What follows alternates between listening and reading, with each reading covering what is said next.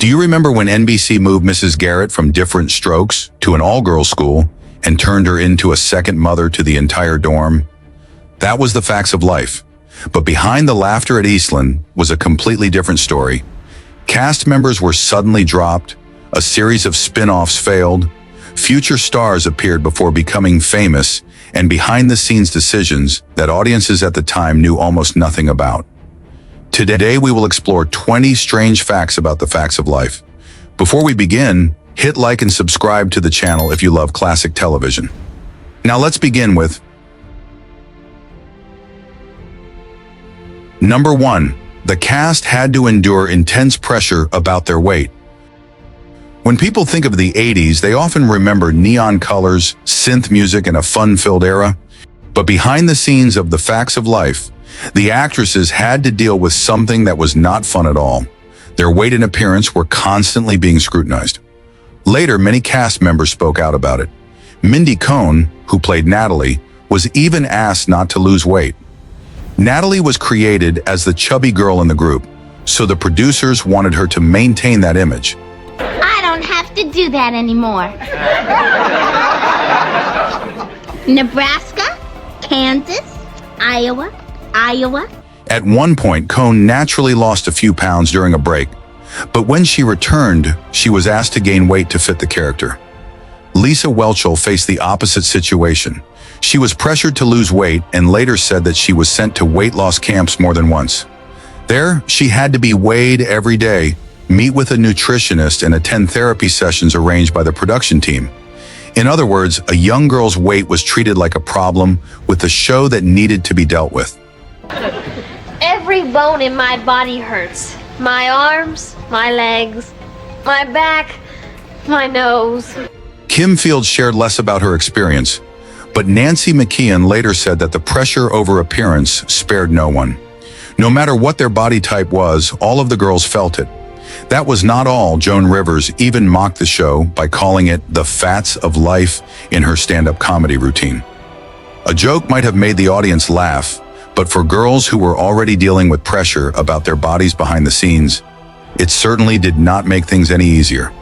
So behind the cheerful image of Eastland were frequent weigh-ins, weight loss camps, and ongoing pressure about appearance. Ironically, the show often taught young viewers to accept themselves, while the girls on screen did not always receive the same message. Number 2. Mrs. Garrett was once a mail carrier. Long before Charlotte Rae became Eastland's Mrs. Garrett, who was always ready to offer advice along with a few cookies, she taught children in a completely different way. Rae once appeared on Sesame Street as Molly, a mail carrier who delivered mail and helped children learn about letters and words. Want to push? Yeah, here we go! Sesame Street has been brought to you today. In the early episodes, she even helped introduce the letter M.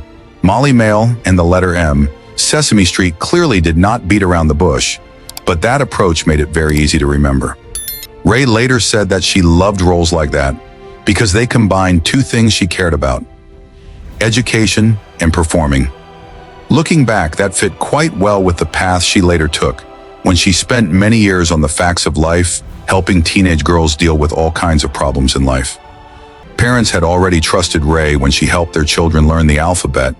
Young children also loved her because she felt like a friendly aunt on television.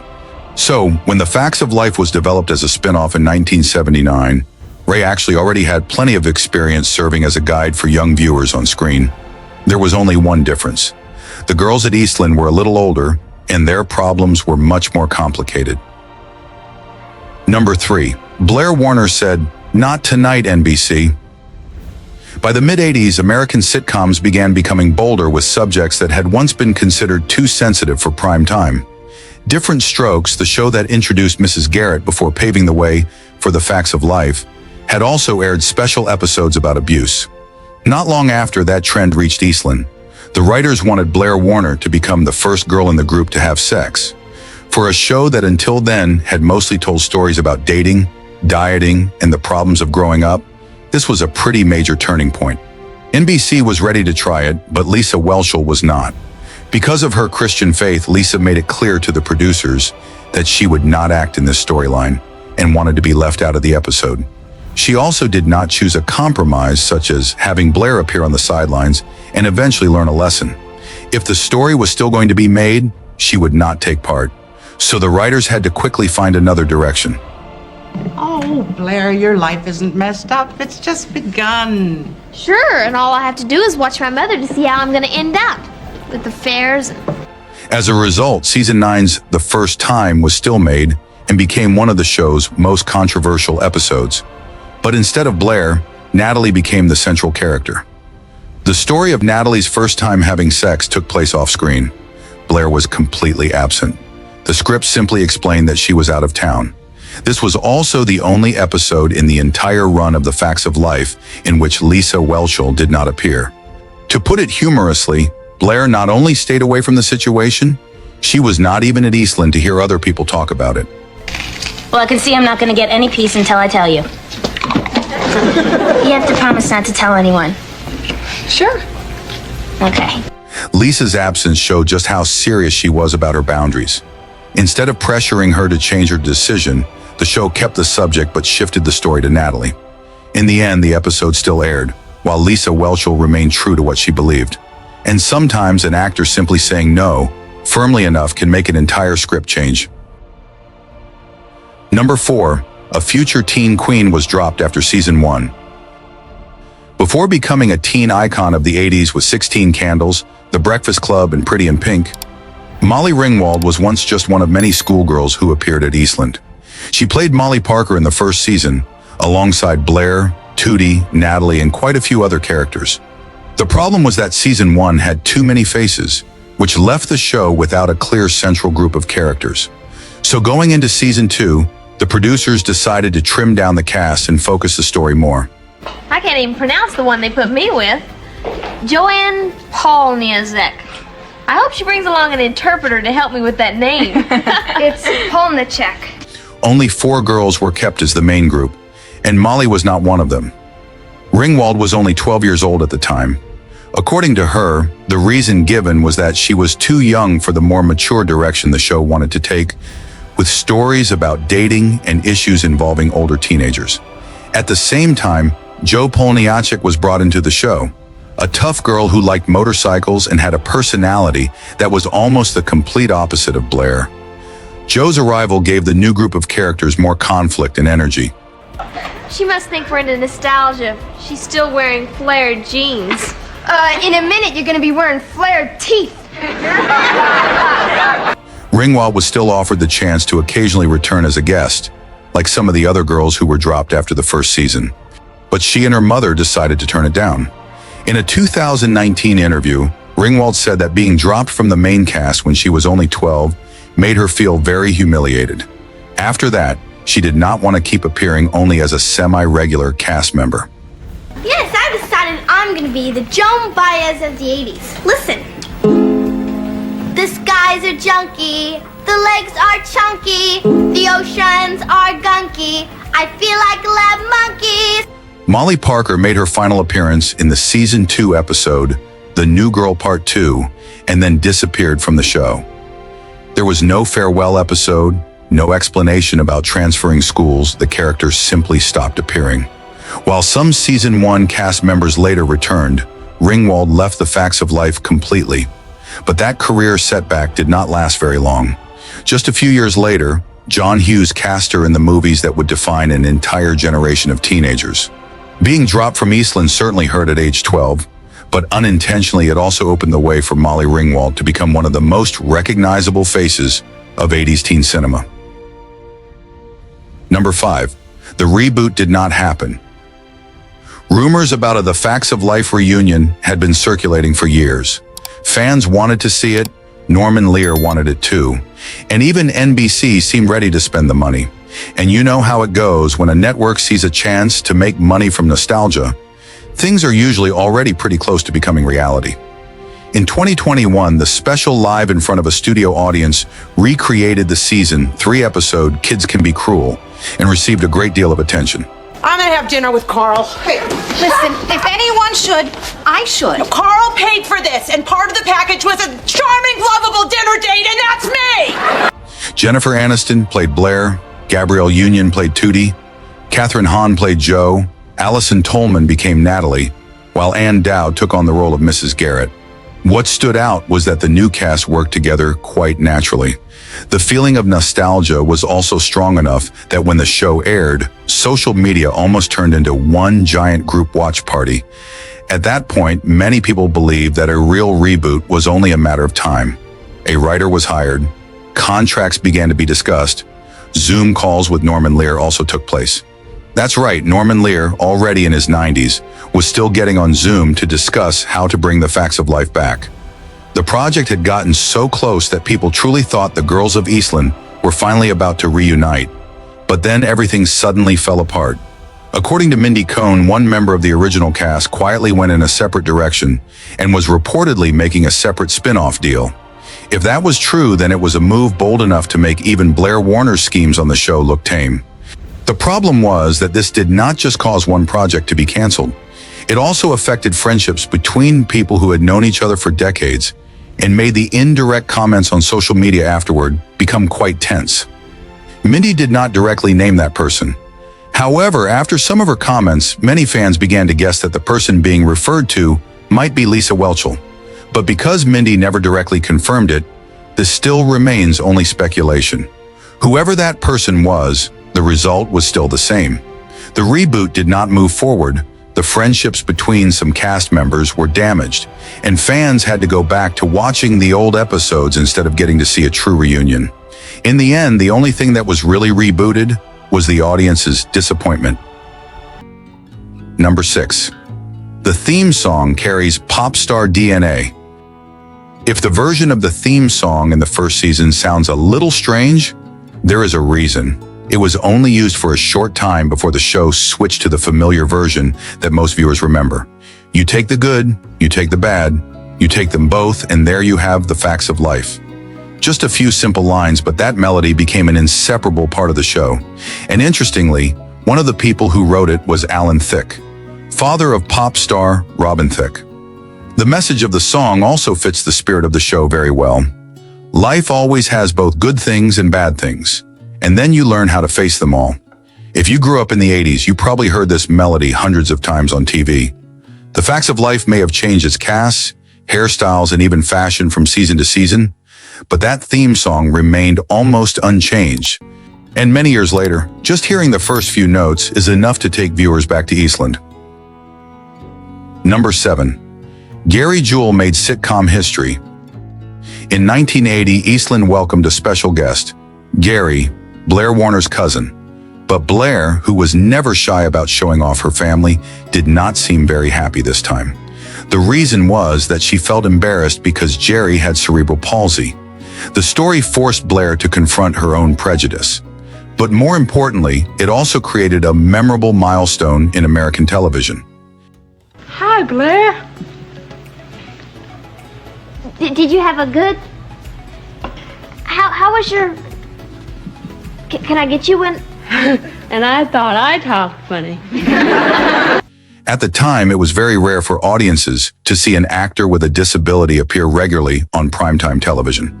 If they did, they were usually given only brief roles or appeared in a special episode.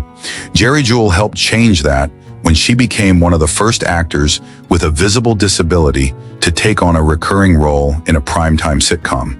The opportunity came to her quite unexpectedly. Norman Lear saw Jewell perform stand-up comedy at the Media Access Awards and recognized her talent. After that, she was invited to play Cousin Gary in the Season 2 episode called Cousin Jerry.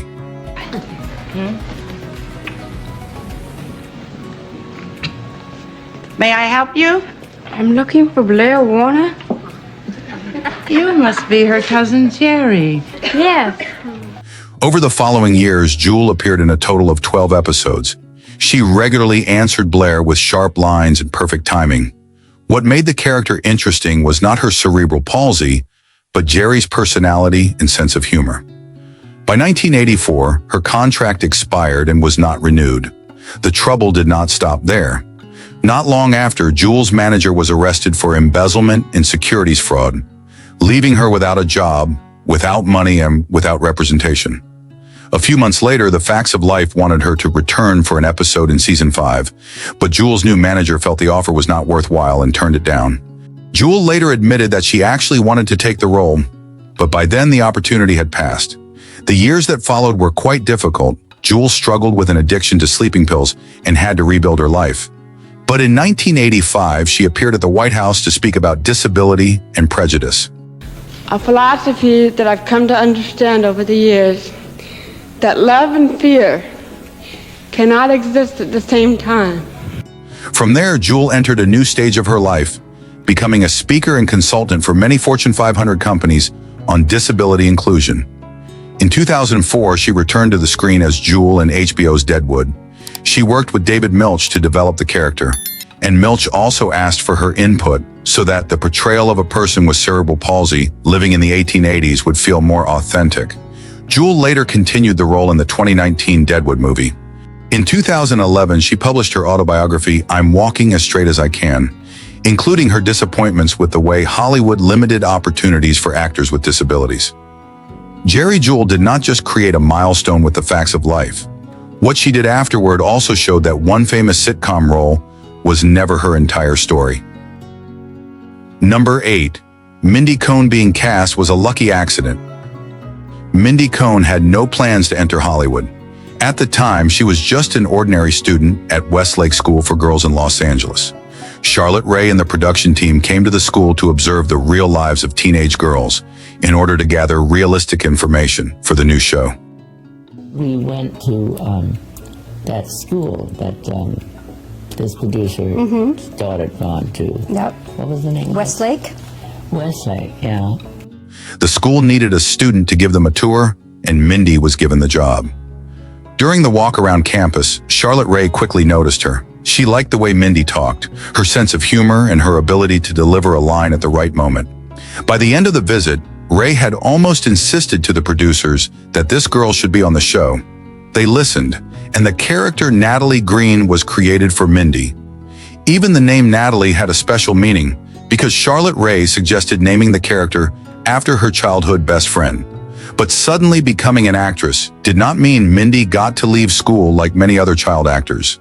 Her mother insisted that her daughter continue attending a regular school instead of studying only with a tutor on the set. So every day, Mindy went to school, filmed after class, then went home and did about 4 hours of homework. Lightning has nothing to do with a man coming at you from the bushes. Of course not, Natalie. But fear is fear. It has to be overcome. She later joked that the schedule made her feel like a 40-year-old trapped in the body of a 17-year-old girl. Hollywood may sound glamorous, but for Mindy, it also meant doing algebra at 11 p.m. after a taping in front of a live audience. And before we continue, if you are enjoying these little-known behind-the-scenes stories, take a second to hit like and subscribe to the channel. We still have plenty of strange secrets, forgotten stories, and unbelievable behind-the-scenes moments from classic sitcoms waiting for you to discover. Now let's get back to the countdown with the next number. Number 9. What happened to those roller skates? If you ever noticed that Tootie was almost always rolling around Eastland on roller skates during the first season, that was not just a fun character trait. Kim Fields was only 10 years old when The Facts of Life began. On the show, she played a 12-year-old boarding school student, while many of the actors around her were older and much taller. There you are. No sales, sister. Don't look for no action here. When the group stood together in the same frame, Kim's height difference was very noticeable. To deal with that, the producers had her wear roller skates. The wheels gave her a few extra inches of height, making the group scenes look more balanced and reducing the need for awkward camera angles. So throughout season 1, Tootie went almost everywhere on skates. She rolled into the kitchen, rolled through the hallways, and even glided straight into serious conversations, as if that were the most normal thing at Eastland. But by season 2, the skates had almost disappeared. Kim Fields had grown considerably taller, so the producers no longer needed that trick. Tootie started walking normal, and the show did not even bother to explain where the roller skates that had once been so closely associated with her had gone. Once Kim got older and her height fit better with her co-stars, The trick simply was no longer necessary. It turns out that one of Tootie's most memorable traits began as a very practical way to deal with the height of a child actor. Number 10. Mindy Cohn sang backup vocals for Michael Jackson. If you have listened to Michael Jackson's Thriller, then there is a pretty interesting possibility. You may have heard Mindy Cohn's voice without even knowing it. According to Cohn, in 1982, Quincy Jones invited her and Janet Jackson into the studio to contribute backup vocals to PYT, Pretty Young Thing. Everything happened very naturally. Quincy brought her into the studio, told her to relax and have fun, and then they started recording. What makes it special is that Mindy's name does not appear in the album credits. No contract, no credit, and no royalty payments that appeared later. It was simply an unexpected appearance on one of the most famous albums in music history. So Eastland's Natalie really did appear on the same song as Michael Jackson. Most The Facts of Life fans do not even know this story. You may have heard PYT dozens, even hundreds of times without realizing that Mindy Cohn's voice was part of the backup vocals. It also shows that Cohn had more abilities than what audiences usually saw from Natalie. The character known for funny remarks, sarcasm, and stories revolving around food at Eastland. In just one recording session, she went from The Facts of Life to Thriller. A small story, but one of the most unexpected crossovers between 80s sitcoms and pop music history. Number 11.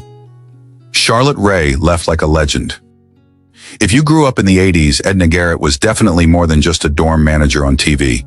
She felt like an adult you would actually want to turn to whenever you were in trouble. She took the time to listen, knew when to give advice, and more importantly, she never solved everything with a line like, "Just hang in there and everything will pass." Charlotte Rae brought Mrs. Garrett from Diff'rent Strokes to The Facts of Life, then gradually turned her into the person who held all of Eastland together. She brought life lessons, a little loving strictness, and of course, cookies.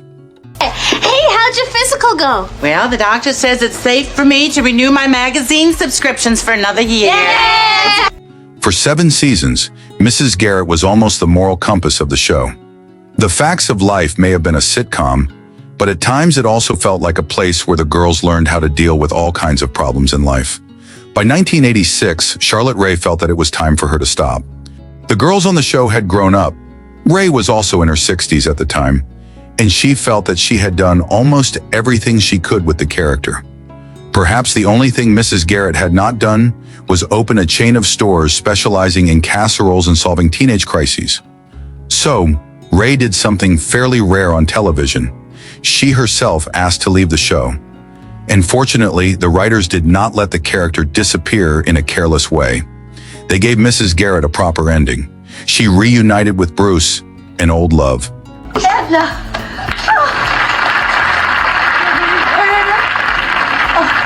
The two later married, then Mrs. Garrett joined the Peace Corps and left for Africa.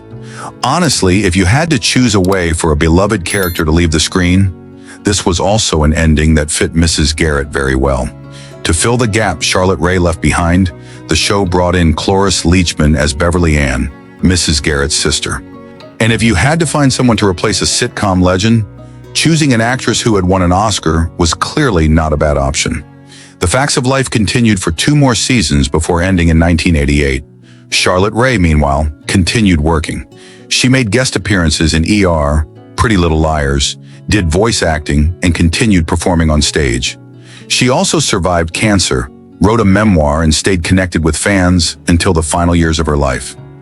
Charlotte Rae died in 2018 at the age of 92. She did not simply leave The Facts of Life. She left exactly the way she wanted, still graceful, still funny, and letting her character move into a new chapter with a whole new stamp in her passport. That is how a legend says goodbye. Number 12. The show tried and failed to create 7 spin-offs. During its 9 seasons on the air, NBC clearly did not want The Facts of Life to stop with just one show. They kept trying to turn that success into a new series. The result was as many as 7 disguised pilot episodes, 7 attempts to create the next hit, and all 7 went nowhere. Season 2 began with Brian and Sylvia, when Tootie and Natalie visited Aunt Sylvia and her husband Brian. I said I've decided to stay. They need a roommate. I need a change. Well, how do you know that they even want you? Can you pay rent? Uh-huh. We want you. Brian was played by Richard Dean Anderson many years before he became MacGyver.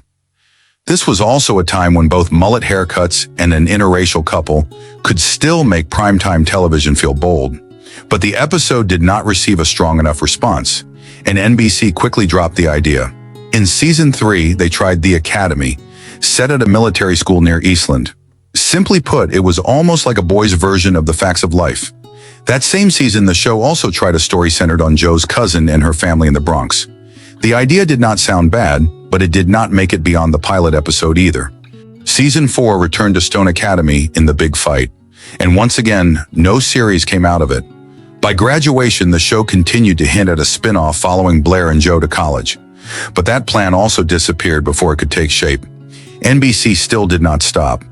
In season 9, Big Apple Blues sent Natalie to live in a Soho loft with a group of fairly unusual roommates, including Richard Grieco. I just don't get it. I can't talk to you when you're yelling. You think I'm yelling? You want to hear yelling? I'll give you yelling! Who is it? The episode was set up as the beginning of Natalie's new life, but the idea of Natalie in Soho ultimately was not strong enough to become its own show. The final attempt appeared in the 2-part series finale of The Facts of Life. Blair bought Eastland, became headmistress, and a new group of students was introduced, with young faces like Mayim Bialik, Seth Green, and Juliette Lewis. In theory, this seemed like the idea most likely to succeed. Eastland was still there. Blair was still there. They only needed to hand the story over to a new generation. But NBC still said no. 7 attempts, 7 failures. After everything, The Facts of Life still could not create a true successor. It seems lightning does not always strike twice, and in this case, not even 7 times. Number 13, Tootie became a pop star. By 1984, Kim Fields was already very familiar to audiences thanks to her role as Dorothy Tootie Ramsey in The Facts of Life. But like many teen stars at the time, she did not want to be known only for a sitcom. Kim decided to try music. Her first single was He Loves Me Not. But the more interesting part was on the B-side, a cover of Michael Jackson's Dear Michael. Kim did not choose the song by accident.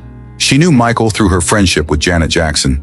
Her mother, Chip Fields, had even played Janet's mother on Good Times. So, Dear Michael had more personal meaning than being a song chosen simply to attract attention. The original was released by Michael in 1975, told about a girl's feelings for him, and appeared on the B-side of Just a Little Bit of You. Kim kept almost the same spirit, only adjusting the lyrics to fit her own point of view. It was both like a tribute to Michael and like a teenage girl's dream brought into the recording studio. Surprisingly, Kim's version performed even better than the original. Dear Michael reached number 50 on the R&B chart, while Michael's earlier version did not chart. Kim's music career ultimately was not as big as her acting career, but at least she proved that she was more than just Eastland's Tootie. For a short time, Kim Fields really did have her name on the music charts. Number 14. The Drummond family could not stay away from Eastland. That's right, technically, The Facts of Life was a spin-off of Diff'rent Strokes, but after Mrs. Garrett left the Drummond family's penthouse, the others did not really stay put on their own show either. They kept dropping by Eastland as if it were their second home, making a spin-off sometimes look exactly like a sitcom family reunion. In season 1, Arnold and Willis appeared, while Gary Coleman comfortably delivered jokes in the middle of an all-girls school as if he were the one running the place. Ow! You lied to me. We're not brothers anymore. From now on, we're distant cousins. Oh, come here, Arnold. Now, what's this sudden aversion to girls? You call my whole life sudden? Kimberly also came to Eastland, and that made perfect sense because, according to the story, she was already a student there. But the strange thing is that even though she was considered an Eastland student, Kimberly never became a regular member of The Facts of Life. The reason was quite simple. Dana Plato was considered too important to Diff'rent Strokes at the time, so NBC did not want to move her to the spin-off full-time. They wanted the Facts of Life to create its own identity instead of becoming a boarding school version of Diff'rent Strokes. Ironically, a few seasons later, Kimberly was dropped from Diff'rent Strokes completely, but that is a story for another day. Even Mr. Drummond appeared at Eastland a few times, not necessarily because the story needed him, but because NBC wanted audiences to always remember that the two shows still shared the same roots. In the end, these crossovers did exactly what they were supposed to do. They kept just enough of a connection for audiences to accept the facts of life, but did not make the show live in the shadow of Diff'rent Strokes. And the most interesting thing is that the spin-off ultimately lasted longer than the original show. The Drummond family had their famous penthouse, while the Eastland girls had 9 seasons to prove they did not need anyone backing them up. Number 15. George Clooney was fired and then hired back. Before ER turned George Clooney into one of the most famous faces on television, and then Ocean's 11 made him a major Hollywood star, he was once just handyman George Burnett on The Facts of Life. Clooney began appearing in 1985, doing all kinds of jobs around Eastland, like fixing pipes, painting walls, and of course, wearing a very 80s mullet. I get mad, I crumple it up, but I can't throw it on the ground because I don't want to be a litter bug, you know what I mean. So, I put it in my pocket, I forget about it. I toss the jeans in the washer, it clogs the filter, next thing you know... But during his second season, trouble started behind the scenes. A new producer believed that Clooney had deliberately sabotaged the weekly run-through in front of network executives, making the show look bad. Clooney later completely denied that story. According to him, the real reason began with a script that many cast members thought was terrible. Clooney insisted that he did not lead any kind of protest, but in the end, he became the person caught up in the conflict. And the result was quite simple. He was fired. It seemed like that was the end of it, but there was one problem. Clooney was still under contract with the show. That meant The Facts of Life could not simply remove him completely, so in the end, they had to bring him back. It was a pretty awkward situation, firing someone, then having to call that person back because the contract paperwork was still in effect. Clooney returned for a short time, but by then, The Facts of Life was also going through many cast changes and gradually moving toward its ending. Not long after, he left the show for good. A few years later, the name George Clooney belonged to a completely different Hollywood. So we have just explored 20 strange facts about The Facts of Life. Which detail surprised you the most? And do you remember any secrets about Eastland that we missed? Share them in the comments below. If you love behind-the-scenes stories from classic television, do not forget to hit like, subscribe to the channel, and turn on notifications. Thank you for watching until the end. See you in the next video.